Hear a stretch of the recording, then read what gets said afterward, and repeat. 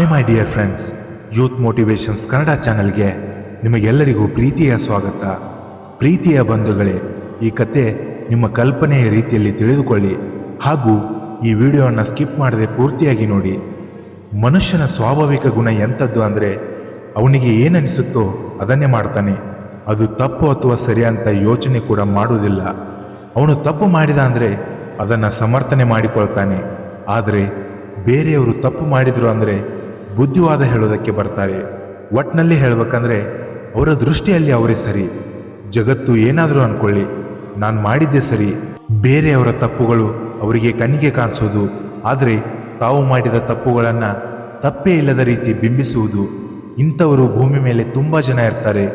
ನಮ್ಮ ಹಿರಿಯರು ಒಂದು ಗಾದೆ ಮಾತು ಹೇಳ್ತಾರೆ, ತನ್ನ ತಟ್ಟೆಯಲ್ಲಿ ಹೆಗ್ಣ ಬಿದ್ದರೂ ಕೂಡ ಬೇರೆಯವರ ತಟ್ಟೆಯಲ್ಲಿ ನೊಣ ಹುಡುಕ್ತಾರೆ ಅಂತ. ಇದು 100ಕ್ಕೆ 100ರಷ್ಟು ಸತ್ಯ. ನಿಮ್ಮ ಪ್ರಕಾರ ನೀವು ಸರಿಯಾಗಿದ್ದರೂ ಬೇರೆಯವರ ಪ್ರಕಾರ ನೀವು ಸರಿಯಿಲ್ಲ. ಅದನ್ನೇ ಇನ್ನೊಂದು ರೀತಿಯಲ್ಲಿ ಹೇಳಬೇಕಂದ್ರೆ, ನೀವು ಹೇಳಿದ ರೀತಿ ಬೇರೆಯೇ ಇರುತ್ತೆ, ಆದರೆ ಬೇರೆಯವರು ತಿಳಿದುಕೊಂಡ ರೀತಿ ಬೇರೆಯೇ ಇರುತ್ತೆ. ಇವತ್ತಿನ ಕತೆ ಕೂಡ ಇದರ ಟಾಪಿಕ್ ಮೇಲೆ ಇರುತ್ತೆ. ಈ ಕತೆ ಕೇವಲ ಕಾಲ್ಪನಿಕ ಕತೆ ಸ್ನೇಹಿತರೆ. ವಿಕ್ರಮಾದಿತ್ಯ ಎಂಬ ರಾಜನು ಸುರಪುರ ಎಂಬ ರಾಜ್ಯವನ್ನು ಆಳ್ತಿದ್ದ. ಆ ರಾಜ್ಯ ತುಂಬ ಚಿಕ್ಕದಾಗಿದ್ರೂ ಕೂಡ ಆ ರಾಜ್ಯದ ಶ್ರೀಮಂತಿಕೆ ಮಾತ್ರ ವಿಶ್ವಖ್ಯಾತಿ ಪಡೆದಿತ್ತು. ಸೇನೆಯ ಬಲ ಕೂಡ ಶಕ್ತಿಶಾಲಿಯಾಗಿತ್ತು. ಇನ್ನು ಬೇರೆ ರಾಜ್ಯದವರು ಈ ರಾಜ್ಯದ ಮೇಲೆ ದಾಳಿ ಮಾಡಲು ಪ್ರಯತ್ನ ಮಾಡಿದರೂ ಕೂಡ ದೈವ ಇಚ್ಛೆಯಿಂದ ಅದು ಸಾಧ್ಯವಾಗುತ್ತಿರಲಿಲ್ಲ. ಸುರಪುರದ ರಾಜ್ಯದಲ್ಲಿ ಗೋಪಾಲಯ್ಯ ಸ್ವಾಮಿ ಎಂಬ ಪಂಡಿತರಿದ್ದರು. ಅವರು ಒಬ್ಬ ಮಹಾನ್ ಜ್ಞಾನಿಯಾಗಿದ್ದರು. ತಮ್ಮ ರಾಜ್ಯದ ಕಷ್ಟ ಸುಖಗಳ ಭವಿಷ್ಯದ ಬಗ್ಗೆ ಮಹಾರಾಜನು ಪಂಡಿತರ ಸಲಹೆ ಪಡೆಯದೆ ಯಾವುದೇ ಕೆಲಸ ಮಾಡುತ್ತಿರಲಿಲ್ಲ. ಗೋಪಾಲಯ್ಯ ಸ್ವಾಮಿ ಪಂಡಿತರಿಗೆ ಒಬ್ಬ ಮಗ ಇದ್ದ. ತಂದೆಯು ಮಹಾನ್ ಜ್ಞಾನಿಯಾದರೆ ಅವರ ಮಗ ಅಜ್ಞಾನಿ. ಆತನಿಗೆ ಯಾವುದೇ ಶಾಸ್ತ್ರದ ಬಗ್ಗೆ ನಂಬಿಕೆ ಇರಲಿಲ್ಲ. ಆತನ ಕೆಲಸ ಕೇವಲ ಗೋಲಿ ಆಡುವುದು. ಅದನ್ನು ಬಿಟ್ಟರೆ ಅವನ ಹವ್ಯಾಸ ಹೊಟ್ಟೆ ತುಂಬ ಊಟ ಮಾಡುವುದು, ಕಣ್ಣು ತುಂಬ ನಿದ್ದೆ ಮಾಡುವುದು. ಒಂದು ದಿನ ಗೋಪಾಲಯ್ಯ ಸ್ವಾಮಿ ಪಂಡಿತರು ಪಾದಯಾತ್ರೆಗೆ ಹೋಗಲು ನಿರ್ಧಾರ ಮಾಡ್ತಾರೆ. ರಾಜನ ಅನುಮತಿಯನ್ನು ಪಡೆದು 28 ದಿನ ಪಾದಯಾತ್ರೆ ಮೂಲಕ ತೀರ್ಥಯಾತ್ರೆಗೆ ಹೋಗುತ್ತಾರೆ. ಕೆಲವು ದಿನಗಳ ನಂತರ ಸುರಪುರದ ರಾಜ್ಯಕ್ಕೆ ಒಂದು ಸಮಸ್ಯೆ ಬರುತ್ತದೆ. ಆ ಸಮಸ್ಯೆ ಏನೆಂದರೆ, ಕನಕಪುರ ರಾಜ್ಯದ ರಾಜ ರಾಜೇಂದ್ರ ಬಾಬು ಸಿಂಗ್ ಅವರು ಸುರಪುರದ ರಾಜ್ಯದ ಮೇಲೆ ಶಾಂತಿಯ ಯುದ್ಧವನ್ನು ಸಾರಿದ್ದರು. ಶಾಂತಿಯ ಯುದ್ಧ ಎಂದರೆ ಇಬ್ಬರ ರಾಜ್ಯದ ಜ್ಞಾನಿಗಳಲ್ಲಿ ಮಹಾಜ್ಞಾನಿ ಯಾರು ಎಂಬ ಯುದ್ಧ. ಈ ಯುದ್ಧದಲ್ಲಿ ಗೆದ್ದವರಿಗೆ 500 kg ಬಂಗಾರವನ್ನು ಕೊಡುವುದು. ಸುರಪುರದ ರಾಜ್ಯದ ವಿಕ್ರಮಾದಿತ್ಯನಿಗೆ ಈ ಸಂಕಟವನ್ನು ಎದುರಿಸಲು ಸಾಧ್ಯವೇ ಇರಲಿಲ್ಲ. ಏಕೆಂದರೆ ಮಹಾನ್ ಜ್ಞಾನಿಯಾದ ಗೋಪಾಲಯ್ಯ ಸ್ವಾಮಿ ಅವರು ತೀರ್ಥಯಾತ್ರೆಗೆ ಹೋಗಿದ್ದರು. ಅವರನ್ನು ಬಿಟ್ಟರೆ ಸುರಪುರದ ರಾಜ್ಯದಲ್ಲಿ ಮಹಾಜ್ಞಾನಿ ಯಾರೂ ಇರಲಿಲ್ಲ. ಚಿಂತೆಯಲ್ಲಿ ಮುಳುಗಿದ್ದ ರಾಜನಿಗೆ ಸೇನಾಧಿಪತಿಯು ಒಂದು ಉಪಾಯವನ್ನು ಕೊಡ್ತಾನೆ. ಮಹಾರಾಜ, ನಮ್ಮ ರಾಜ್ಯದ ಪಂಡಿತರಾದ ಗೋಪಾಲಯ್ಯ ಸ್ವಾಮಿಯವರು ತೀರ್ಥಯಾತ್ರೆಗೆ ಹೋಗಿದ್ದಾರೆ. ಆದ ಕಾರಣ ಅವರ ಜಾಗವನ್ನು ತುಂಬುವರು ಕೇವಲ ಅವರ ಮಗ ಶೇಷನು ಮಾತ್ರ. ನೀವು ಅನುಮತಿ ಕೊಟ್ಟರೆ ನಾವು ಅವರನ್ನು ಕರೆದುಕೊಂಡು ಚರ್ಚೆಗೆ ಭಾಗವಹಿಸಲು ಹೇಳೋಣ. ಸೇನಾಧಿಪತಿಯ ಮಾತನ್ನು ಕೇಳಿದ ರಾಜ, ಮಹಾಮಂತ್ರಿಗಳೇ, ಧನ್ಯವಾದಗಳು ನಿಮ್ಮ ಉಪಾಯಕ್ಕೆ. ನಾನು ನಿಮಗೆ ಅನುಮತಿಯನ್ನು ಕೊಡುತ್ತೇನೆ. ಶೇಷ ಪಂಡಿತರನ್ನು ಕರೆದುಕೊಂಡು ಬನ್ನಿ. ರಾಜನ ಆಜ್ಞೆಯಂತೆ ಗೋಪಾಲಯ್ಯ ಸ್ವಾಮಿ ಪಂಡಿತರ ಮನೆಗೆ ಹೋದ ಸೇನಾಧಿಪತಿಯು ಗೋಪಾಲಯ್ಯ ಸ್ವಾಮಿಯವರ ಧರ್ಮಪತ್ನಿಗೆ ಹೇಳಿದರು, ರಾಜ್ಯಕ್ಕೆ ಸಮಸ್ಯೆ ಬಂದಿದೆ. 2 ರಾಜ್ಯಗಳ ಮಹಾಪಂಡಿತರ ನಡುವೆ ಶ್ರೇಷ್ಠ ಜ್ಞಾನಿ ಯಾರು ಎಂಬ ಪ್ರಶ್ನೆ ಮೂಡಿದೆ. ಆದರೆ ಗೋಪಾಲಯ್ಯ ಸ್ವಾಮಿಗಳು ತೀರ್ಥಯಾತ್ರೆಗೆ ಹೋಗಿದ್ದರಿಂದ ನಾವು ನಿಮ್ಮ ಮಗ ಶೇಷನನ್ನು ಚರ್ಚೆಗೆ ಸ್ಪರ್ಧಿಸಲು ರಾಜರು ಆಜ್ಞೆ ಮಾಡಿದ್ದಾರೆ ಎಂದು ಹೇಳುತ್ತಾರೆ. ಸೇನಾಧಿಪತಿಯ ಮಾತನ್ನು ಕೇಳಿ ಗೋಪಾಲಯ್ಯ ಸ್ವಾಮಿಯವರ ಧರ್ಮಪತ್ನಿಯು ಆಶ್ಚರ್ಯವಾಗುತ್ತಾಳೆ. ಏಕೆಂದರೆ ಮಗನ ಬಂಡವಾಳ ಆಕೆಗೆ ಗೊತ್ತಿರುತ್ತದೆ. ಆದರೆ ಏನು ಮಾಡೋದು, ರಾಜನ ಆಜ್ಞೆಯನ್ನು ಮೀರುವ ಹಾಗೆ ಇಲ್ಲ. ಅಷ್ಟರಲ್ಲಿ ಗೋಲಿ ಆಡಿ ಬಂದಿದ್ದ ಶೇಷನಿಗೆ ಸ್ನಾನ ಮಾಡಿಸಿ ಹೊಸ ಬಟ್ಟೆಯನ್ನು ಹಾಕಿಸಿ ರಾಜನ ಆಸ್ಥಾನಕ್ಕೆ ಕಳಿಸುತ್ತಾಳೆ. 2 ರಾಜ್ಯದ ರಾಜರು ಹಾಗೂ ಕನಕಪುರದ ಪಂಡಿತ ಮತ್ತು ಸುರಪುರದ ರಾಜ್ಯದ ಗೋಪಾಲಸ್ವಾಮಿ ಪಂಡಿತರ ಮಗ ಶೇಷನ ನಡುವೆ ಚರ್ಚೆ ಆರಂಭವಾಯಿತು.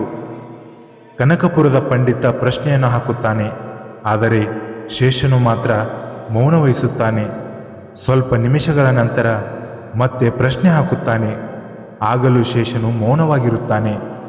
ಇದನ್ನು ಅರಿತ ಕನಕಪುರದ ಪಂಡಿತ ತನ್ನ ಎದುರಾಳಿ ಮೌನ ಯುದ್ಧ ಮಾಡಲು ಹೊರಟಿದ್ದಾನೆ ಎಂದು ತಿಳಿದು ಮೌನ ಯುದ್ಧಕ್ಕೆ ಸಜ್ಜಾಗುತ್ತಾನೆ. ಸ್ನೇಹಿತರೆ, ಮೌನ ಯುದ್ಧ ಎಂದರೆ ಮಾತನಾಡದೆ ಕೇವಲ ಸನ್ನೆಯ ಮೂಲಕ ಪ್ರಶ್ನೆಗಳನ್ನು ಹಾಕುವುದು.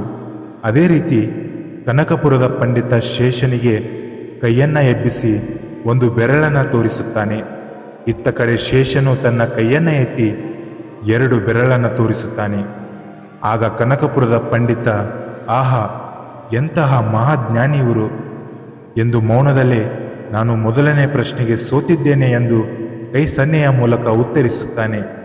ಕನಕಪುರದ ಪಂಡಿತ ತನ್ನ ಒಂದು ಕೈಯನ್ನು ಎತ್ತಿ ಮುಷ್ಟಿ ಹಿಡಿದು ಶೇಷನಿಗೆ ತೋರಿಸುತ್ತಾನೆ.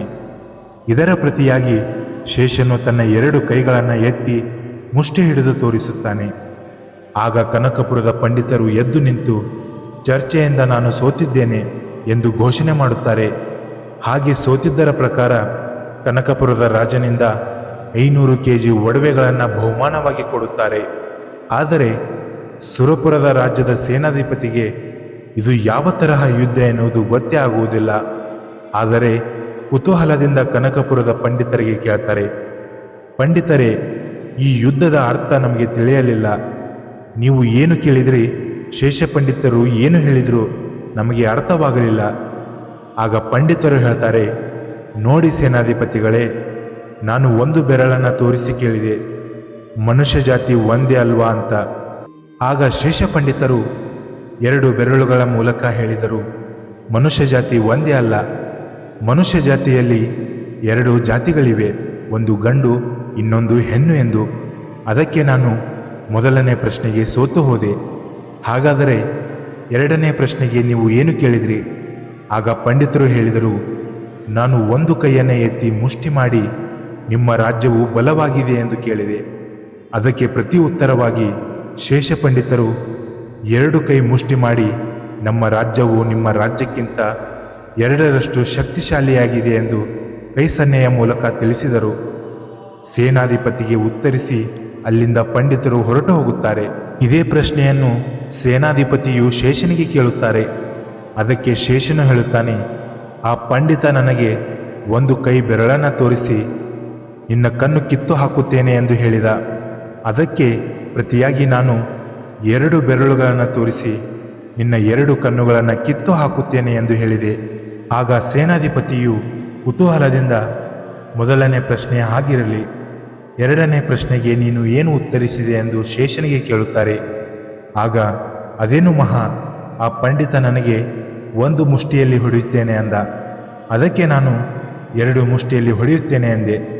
ಶೇಷನ ಮಾತನ್ನು ಕೇಳಿದ ಸೇನಾಧಿಪತಿಯು ನಸುನಕ್ಕು, ಒಳ್ಳೆಯದೋ ಕೆಟ್ಟದ್ದೋ, ನಮ್ಮ ರಾಜ್ಯಕ್ಕೆ ನೀನು ಒಳ್ಳೆಯದನ್ನೇ ಮಾಡಿದ್ದೀಯ ಎಂದು ಸತ್ಕರಿಸಿ ಆತನನ್ನು ಮನೆಗೆ ಕಳಿಸುತ್ತಾರೆ.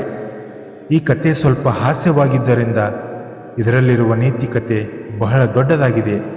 ಅದೇನೆಂದರೆ, ನಾವು ಎಂತಹ ಸಂದರ್ಭದಲ್ಲಿಯೂ ತಾಳ್ಮೆಯಿಂದ ಮೌನವಾಗಿದ್ದರೆ ಗೆಲುವು ನಮಗೆ 90ರಷ್ಟು ಸಿಗುವ ಸಾಧ್ಯತೆ ಇರುತ್ತದೆ. ಹಾಗೆ ಜನ ನೀವು ಏನೇ ಹೇಳಿದರೂ ಅದನ್ನು ಬೇರೆ ತರಹ ತಿಳಿದುಕೊಂಡು ಅರ್ಥೈಸಿಕೊಳ್ಳುತ್ತಾರೆ. ಅದಕ್ಕೆ ನೀವಾಯಿತು, ನಿಮ್ಮ ಕೆಲಸವಾಯಿತು ಎಂದು ಅರಿತುಕೊಂಡು ಸುಮ್ಮನಿರುವುದೇ ಉತ್ತಮ ವ್ಯಕ್ತಿಗಳ ಲಕ್ಷಣ. ಇನ್ನಷ್ಟು ಹೆಚ್ಚಿನ ಮೋಟಿವೇಶ್ನಲ್ ಕಥೆಗಳಿಗಾಗಿ ನಮ್ಮ ಯೂತ್ ಮೋಟಿವೇಶನ್ಸ್ ಕನ್ನಡ ಚಾನೆಲನ್ನು ಲೈಕ್ ಮಾಡಿ, ಸಬ್ಸ್ಕ್ರೈಬ್ ಮಾಡಿ ಹಾಗೂ ಬೆಲ್ ಐಕಾನ್ ಮೇಲೆ ಕ್ಲಿಕ್ ಮಾಡಿ. ಧನ್ಯವಾದಗಳು. ಜೈ ಹಿಂದ್, ಜೈ ಕರ್ನಾಟಕ ಮಾತೆ.